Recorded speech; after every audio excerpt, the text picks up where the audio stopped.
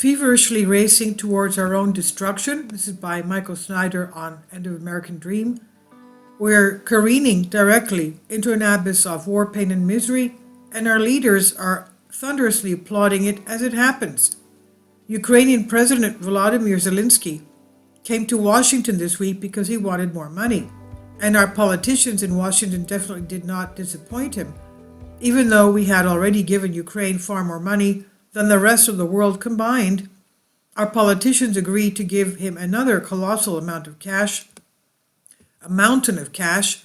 On some level, we all have to respect Zelensky's skills as a con man, even though he has banned the main opposition party in Ukraine, and even though he has banned all television stations that were critical of him, and even though he just banned the entire ancient Christian denomination, our politicians continue to worship him like some sort of a pop music star.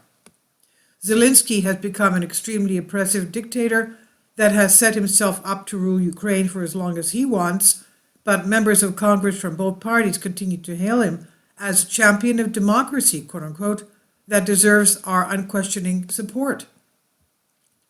What makes this so dangerous is that Zelensky has been trying very hard to pull the United States into his war with China, with Russia.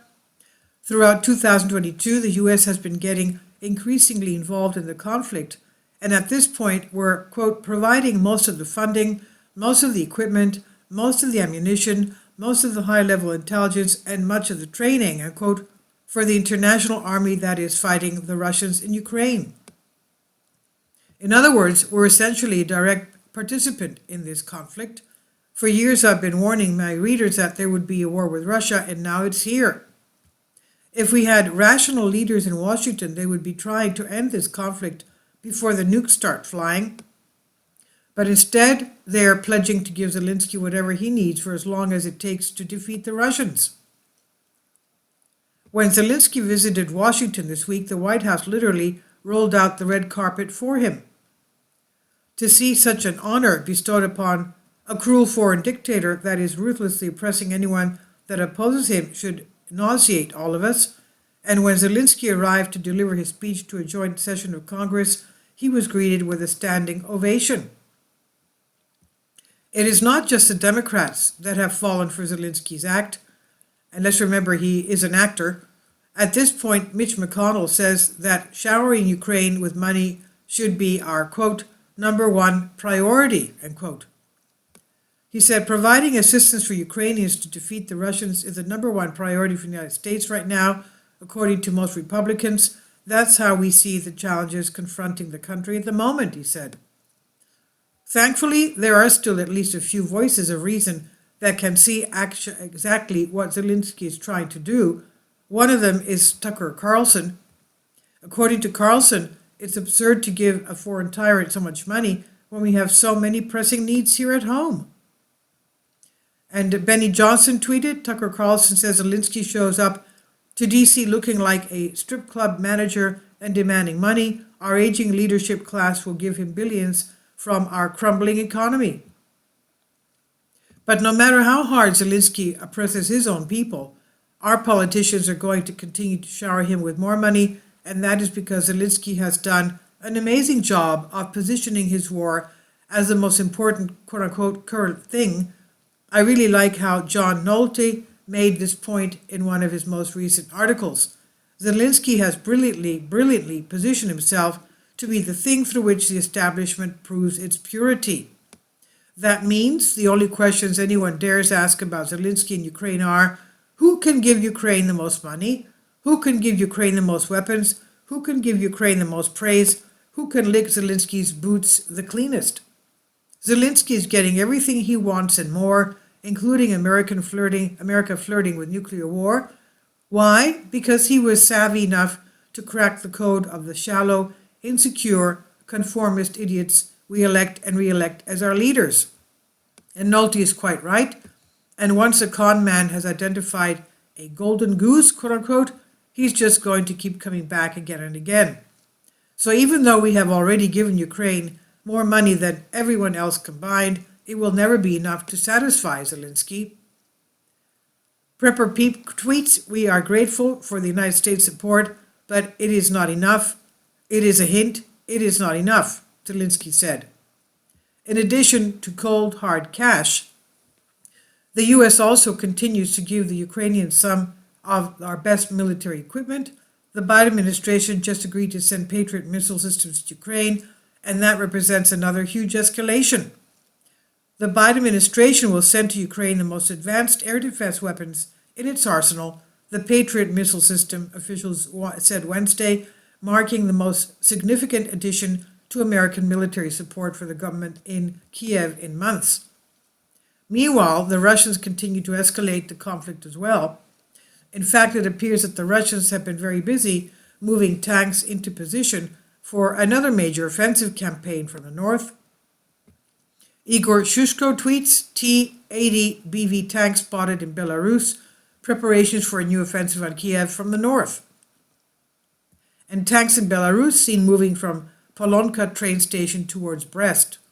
If both sides just keep escalating matters, we will eventually reach a point where somebody crosses a line that will never be able to be uncrossed.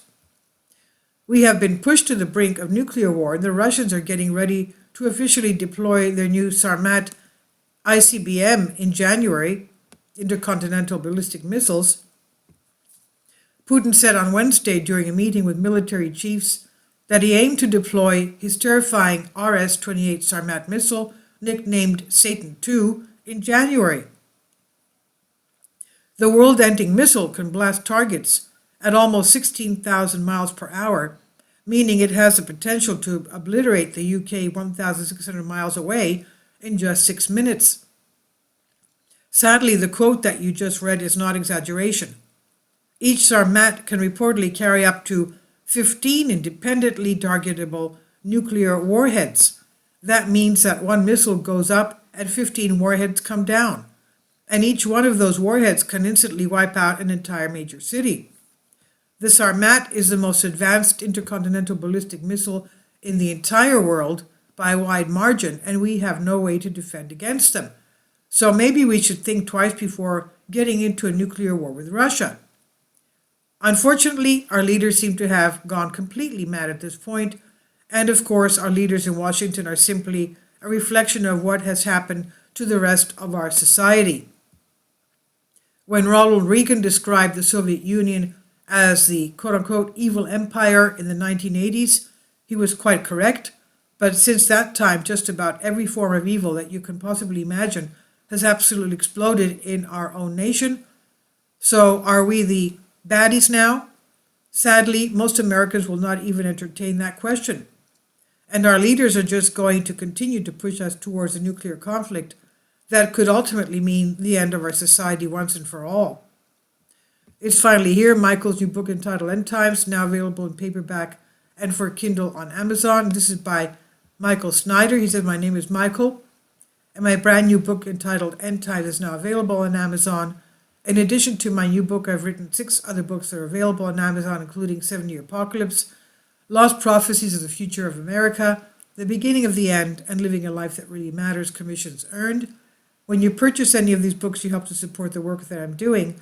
And one way that you can really help is by sending copies of gifts as gifts to family and friends. Time is short, and I need help getting these warnings into the hands of as many people as possible. I have published thousands of articles on the Economic Collapse blog and on the American Dream and the most important news, and the articles that I publish on those sites are republished on dozens of other prominent websites all over the globe. I always freely and happily allow others to replenish my articles, to republish my articles on their own websites, but I also ask that they include this about the author section with each article. The material contained in this article is for general information purposes only, and readers should consult licensed professionals before making any legal, business, financial, or health decisions. I encourage you to follow me on social media on Facebook and Twitter, and any way that you can share these articles with others is definitely great help. These are such troubling times, and people need hope.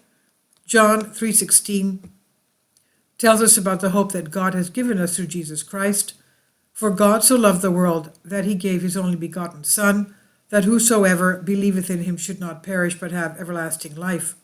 If you have not already done so, I strongly urge you to invite Jesus Christ to be your Lord and Savior today. This is by Michael Schneider on End of the American Dream. Please leave your comments, and thank you for your support. Kindly support my Patreon account. The daily posts are 5 videos daily, and they are totally different from what I have on my YouTube channel. Thank you so much for your support, and that you find all my content so interesting. You'll find the Patreon account details in the description box